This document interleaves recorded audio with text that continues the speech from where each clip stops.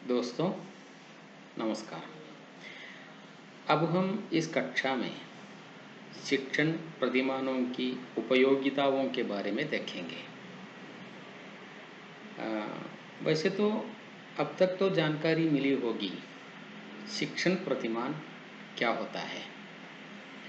अधिगम की प्रक्रिया को शिक्षण से मिलाना है और शिक्षण का कार्य शिक्षण विधि द्वारा होती है। इस शिक्षण विधि को कक्षा के अंदर या बाहर कार्यान्वित करने की प्रक्रिया को हम कहते हैं शिक्षण प्रतिमान। तब तो उपयोगिता के बारे में खूब चर्चा करने की आवश्यकता पड़ती है। शैक्षिक उद्देश्यों की प्राप्ति होती है शिक्षण प्रतिमानों से। जैसे पिछली कक्षा में हमने देखा, पानी की बर्बादी नहीं होनी चाहिए, वो एक अधिगम है। लेकिन शिक्षण तभी पूरा होता है जब बर्बाद होते हुए पानी को रोकने के लिए छात्र प्रयत्न करता है। तो शिक्षण से जो उद्देश्य है, शिक्षण से उद्देश्य है व्यवहार में परिवर्तन। व्यवहार परिवर्तन की प्राप्ति होती है शिक्षण प्रतिमानों की उपयोगिता से। और शिक्षण प्रभावशाली होती है,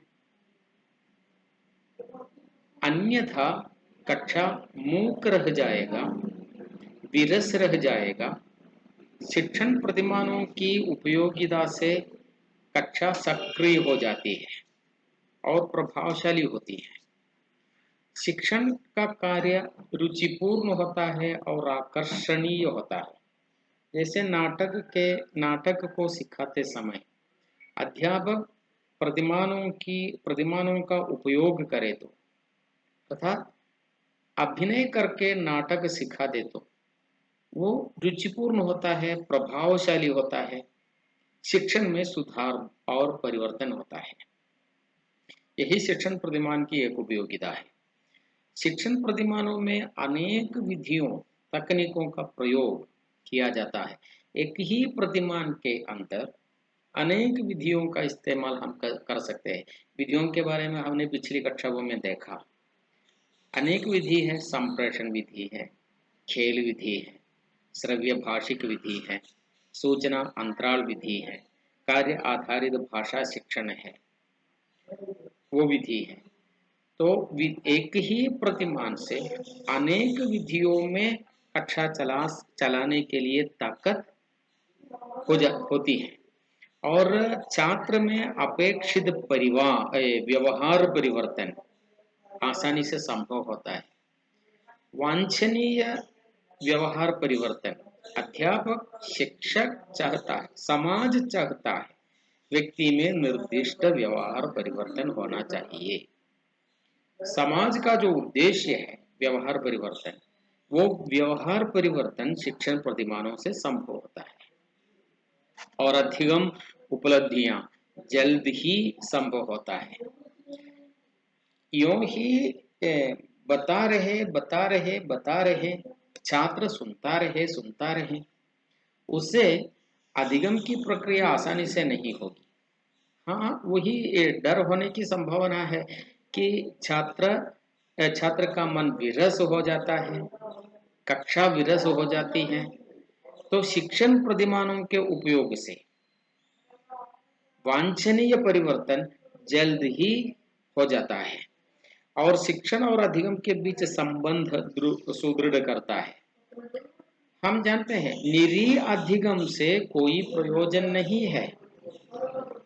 भरपूर जानकारी मस्तिष्क में होने से कोई प्रयोजन नहीं है, बल्कि इस जानकारी को व्यवहार के रूप में परिवर्तित करना चाहिए। ये वांछनीय व्यवहार परिवर्तन और शिक्षण द्वारा होता है। तो जानकारी अधिगम से मिलती है, परिवर्तन शिक्षण से होता है और जानकारी और परिवर्तन इन दोनों के बीच में संबंध स्थापित करने के लिए शिक्षण प्रतिमानों की उपयोगिता होती है।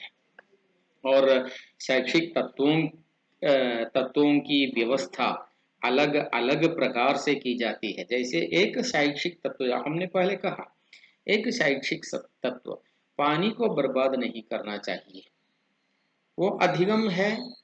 और शिक्षण द्वारा व्यवहार में परिवर्तन होता है। लेकिन पानी को बर्बाद नहीं करना चाहिए, क्यों? क्योंकि पानी पीने के लिए चाहिए। यदि पानी पीने के लिए पानी नहीं मिलता तो व्यक्ति मर जाने की संभावना है। तो यह एक तत्व हो गया।